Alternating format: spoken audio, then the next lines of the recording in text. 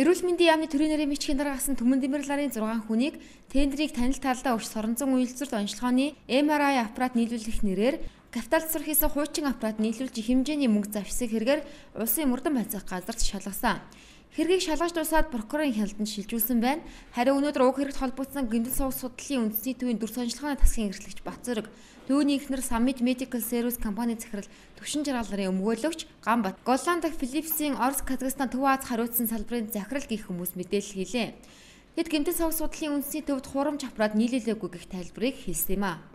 Голландд байралтай Төв Азаас энэ асуудалтай холбоотой бүх шаардлагатай мэдээлэл тодорхойлолтуудыг гаргаж өгсөн байгаа. За тухайн системийг бүрдүүлж байгаа, тухайн аппаратыг бүрдүүлж байгаа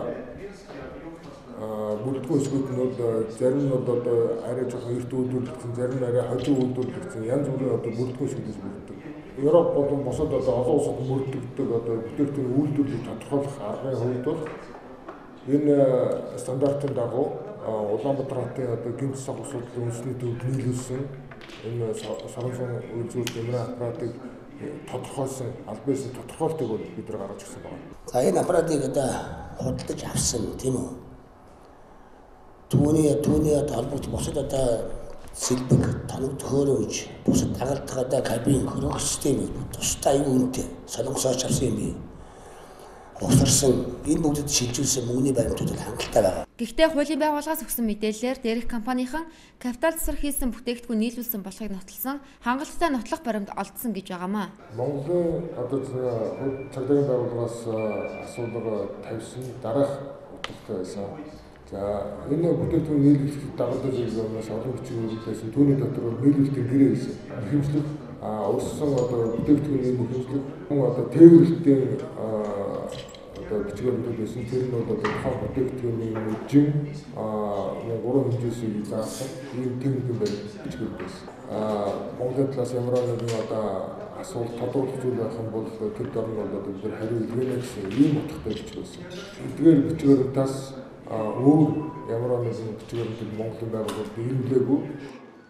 Уг нь аппаратыг анх 3 дугаар эмнэлэгт нийлүүлнэ гэж байсан ч байрлуулах тохиромжтой газар байхгүй, ажилуулах боловсон хүчинч байхгүй учраас хүлээж авахгүй гэх тайлбар хэлснээр энэхүү аппарат гэмтэл сувг судлалын үндэсний төвд иржээ. Гэвч өнөөхөр нь хэвийн ажилуулахад хүндрэлүүлж зөвхөн шингэнийг нь солиход гадаадаас мэрэгжилтэн авчрах хэмжээнд хүрсэн байна. Ашиглалтын явцад бол маш их зардалтай байдаг юм байна.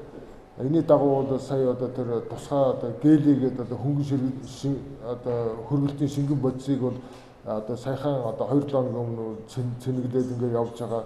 Тэгэхээр бол цааштай улам зардал гараад явна гэсэн. Энэ хамгийн орчин үеийн аппарат энэ бол ойлгомжтой. Монгол улсад энийг одоо цэнэглэх тийм үү тохируулахад нэгж одоо инженер төрийн ажилтай байхгүй байгаа байхгүй юу?